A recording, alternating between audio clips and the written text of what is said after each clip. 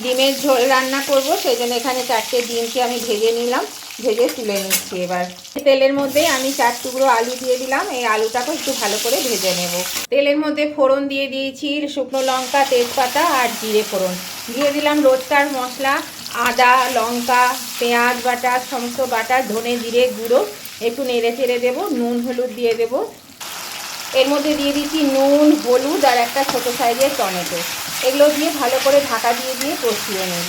ভেজে রাখা আলুগুলো আমি দিয়ে দিলাম। এবার মশলার সঙ্গে আমি এটা কষিয়ে নেব।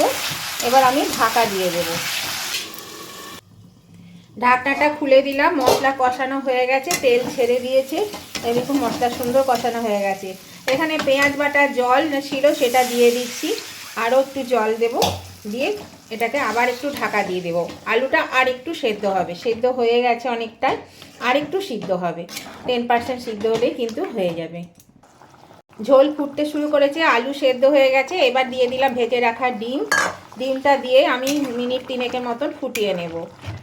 দিয়ে দিচ্ছি একটা কাঁচা লঙ্কা, দিয়ে দিচ্ছি স্বাদ মতো একটু চিনি, আর দিয়ে দিচ্ছি একটু ধনেপাতা কুচি।